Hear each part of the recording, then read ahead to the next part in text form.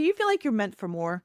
To do work you love and have time and energy to show up like you want to for your children, partner, friends, or heck, even yourself? Do you often feel like there's just not enough of you to go around and your needs and desire to have time for fun, fitness, friends, and rest often have to go ignored and pushed to the side? Do you need or want to make big decisions about your career or business but feel stuck, spinning your wheels and never sure how to make tough choices? If so, then this show is for you. I want you to have a life you love, doing work you care about, making the money you deserve, and with the time for what matters to you most. So if you find yourself wondering how you ended up where you are and what to do about it, then keep watching. Perhaps you're considered successful by those on the outside looking in, but you often feel like something is missing. Do you feel like you did all of the things that they told you to do? Go to school, make good grades, pay your taxes, eat your veggies, etc., etc.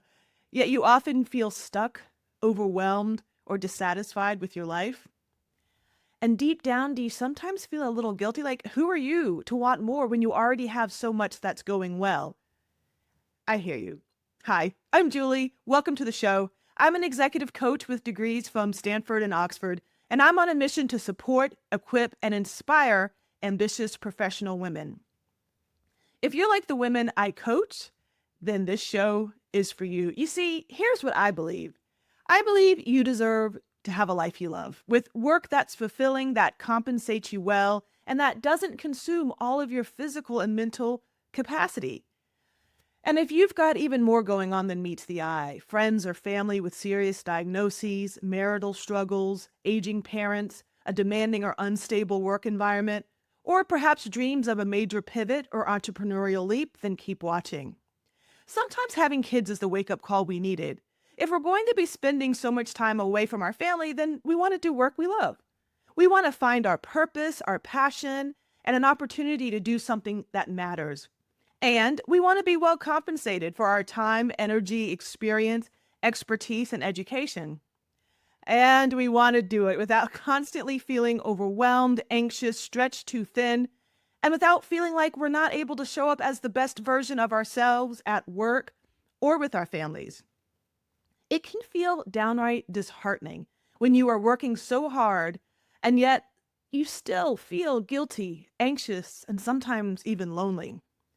You may find yourself at a crossroads, sometimes because we feel that deep call inside that's telling us that something's not quite right, or frankly, sometimes because we're forced into one through layoffs, org chart restructures, or the ending or beginning of a relationship.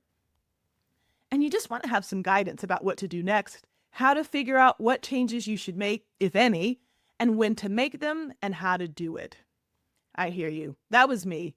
When I was in my 30s, on paper, I had it all. I had fancy degrees from prestigious universities, roles at top-tier global companies, 3 healthy children, and a spouse. And I was so thankful. Yet I also felt like I was meant to be doing something else. I had made some pivots up to that point, from for-profit to nonprofit and back again, but always in my wheelhouse, which was strategy and innovation. But could I make a more radical change? Better yet, could I do that while also having more time for my 3 kids? A few months after returning to my corporate job after mat leave, I asked to work part-time, hoping to create some bandwidth to breathe. And I got a no. They needed me in the office every day. And I remember walking out of the building, my cheeks hot as I held back the tears, and I ran into my friend and the words, "I think I have to go," tumbling out of my mouth. And then it got real as I really digested what I was experiencing. You see, I had done the things. I played by the rules. I went to fancy schools. I worked at big name companies. I did good work. I worked nights and weekends, and I gave up vacation time to meet every deadline. And I had been taught to believe that that was the formula for a good life. But in a moment, I realized that I didn't have freedom because I did not have control over my destiny. Someone else did. Someone else decided when I was home to see my kids, how much I was paid, and when I had to travel for work. And I wasn't okay with that. I was avoiding making the harder decision. Deep down, I always wanted to be an entrepreneur. I even wrote about it on my college application to Stanford when I was 16. And fun fact, I misspelled the word entrepreneur the days before spell check. But taking the leap to entrepreneurship in my 30s with small kids and a mortgage was scary. Would I be blowing up my career and throwing away all that I had worked for? Would I be able to make enough money? And realistically, would I actually be any good at running my own business? And if I'm honest, there was always some comfort in working for brand names that people knew and with people who had been doing the work longer than I had. So I went on what I now lovingly call my journey of transformation. I read books, lots of books, and I took some online courses. I connected with the Career Center at my university and the alumni career resource from my previous employer, and I'm really thankful that I had those resources. I read blog posts. I read the comments on the blog post because what I needed was someone to tell me how to go about making this huge, potentially life-altering decision. And I wanted examples of people who had made big decisions like this in the middle of their careers, and I wanted to know what happened to them. It's like I was standing in front of this big mountain of a decision that I couldn't see around, and I wanted someone from the other side to tell me what was waiting for me. I knew I needed help making this big decision about my career, and my friends brainstormed with me, and I had lots of what if conversations. You know, the ones like, what if I do this? And what if I do that? And while my friends are awesome, we were all in the same stage of our lives. So really, it was sort of like the blind leading the blind.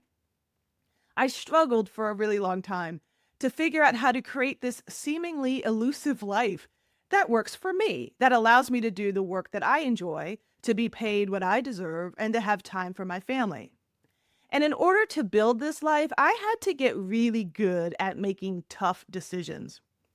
And to do that, I had to get crystal clear on what I wanted, my value and worth, what I have to offer. And then I had to take a hard look in the mirror, get over myself, and get over worrying about what other people think. I had to give myself permission to make hard decisions that honestly look foolish to others and to chart a path that aligns with my personal values and priorities. And I wouldn't have been able to explain it at the time, but what I really wanted during that season of my life was a guide. I wanted a Sherpa who had traversed the terrain before me and would walk with me step by step and show me how to make these hard decisions, what to expect, what to watch out for, and ultimately to tell me that everything would be okay. And I couldn't find this guide. So as I moved into the next stage of my journey, I decided to become that for the women coming after me. And from that, the Working Mother's Mentor was born. I coached ambitious, high-achieving women who found themselves feeling stuck, confused, or at a crossroads. We laughed, sometimes they cried, and I helped them get the clarity and courage they needed to craft lives they love. I also started a podcast interviewing successful executives, thought leaders, authors, and changemakers. And we pulled back the curtain to talk about real life, not just the pretty stuff that people put on LinkedIn. And I would say we had a great time, and I think we inspired a lot of women. Those episodes are still available wherever you get your podcasts, like Apple Podcasts, Spotify, and my website, theworkingmothersmentor.com/podcast. But then life happened, and I had to take a step back from the podcast, and true to what I teach my clients, I had to recalibrate and focus on what was most important, namely my family, my health, and my clients for a season. I continued to work with my coaching clients, but I always knew that I too was made to do even more to help professional women. So now the Working Mother's Mentor 2.0 is here. So what can you expect from this show? Well, in addition to recording both the audio and video of these shows so they can be enjoyed on YouTube as well as on traditional podcast platforms, I'm going to be focusing more on providing laser-focused, concrete strategies and tactics to tackle the biggest questions I receive from professional women. So if your desire is the goal of most of the women who reach out to me, namely to do work you love, to be compensated well for it, and to have the time and energy to live your life and enjoy your family and friends, and at the end of the day, isn't that all most of us are really asking for? It doesn't actually seem like too much to ask, does it? And yet it seems out of reach for so many of us. Why is that? And what can we do about it? I remember how I felt when I got stuck trying to make hard decisions with no roadmap and no crystal ball. I wanted freedom, but I didn't really know if it was possible, and I certainly didn't know how to go about getting it. And I didn't think I was asking for much, but I simply didn't want to throw away all that I had built: my education, my career, my salary, my health insurance, my retirement. And I also didn't want to fall on my face or look stupid or like a failure. So here on this show, we say the quiet part out loud. We want to be successful. We want people to respect us. We want to help people and do work that makes a difference. We want to have time for our kids, our partners, our parents, our families, our friends, and ourselves. And we want to have the lifestyle we want and not feel guilty about it. We are ambitious and we want to use our education and our talents and not feel guilty. We don't want to feel overwhelmed all of the time and pulled in so many directions. And we certainly don't want every second of every day scheduled up to here and then maybe plop on the couch at the end of the day with a glass of wine or Instagram and Netflix just to go to sleep and wake up and do it all over again. We're not asking for too much, yet somehow this simple ask, work we enjoy, money we deserve, and time for what matters to us most, feels just out of reach. We want the freedom to make a life that fits our dreams, and we want control over our own destinies. We want to make an impact. We want to be purpose driven. We want financial success. And the key to having all of this is the ability and the willingness to make tough decisions. Now, I know that sounds incredibly simple, but if you really think about it, for a lot of people, what they're really talking about is trade offs: this job or that one, starting a company or climbing the corporate ladder, joining a startup or working in an established company, working full time or working part time. And look, I know many of us have circumstances that are indeed out of our control: diagnoses, divorces, layoffs, loss. I hear you, and I'm really sorry for anything that you may be experiencing. And I also know that many of you recognize that you have some modicum of control, but the stakes feel very high. Perhaps you're the primary breadwinner, or you have golden handcuffs, or a salary you're afraid to walk away from. Or maybe you have no real safety net, and it feels like there's a tremendous weight on your shoulders. I hear you. But I want to encourage you that even in the midst of what can feel like impossible situations, you can take steps to move toward the life you want by making bold, empowered decisions. So what do these decisions look like? A decision to enforce a boundary, to pivot in your career or start that business, to write that book or take that job offer, to make that investment in yourself, to ask for help, to say no, a decision to bet on yourself. Many years ago, I made a decision to bet on myself and became an entrepreneur. Now, I'm certainly not saying that everyone should be an entrepreneur. I don't actually think everyone should. But I do believe you should feel empowered to make decisions that work for your life and align with your values. I remember the first time I went to a conference for smaller entrepreneurs. Meeting successful entrepreneurs and hearing their stories gave me what I needed, and I didn't even realize it. It gave me hope.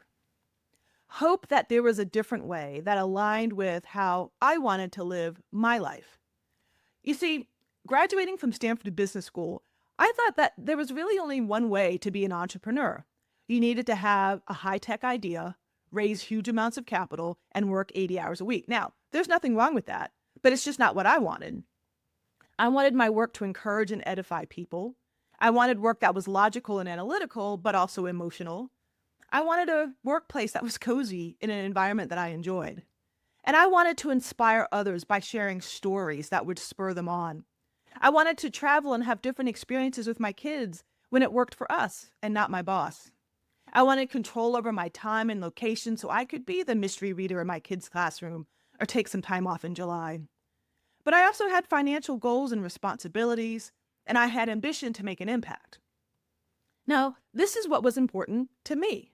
What wasn't important to me was a big title at a big corporation, though I have to say, I do have my moments. 25 years out of Stanford Business School, and my classmates are running the world, like literally. But I'm very clear about why I do what I do and why I live my life as I live it. So the urge to compare myself, the what ifing myself, that urge is fleeting. Why?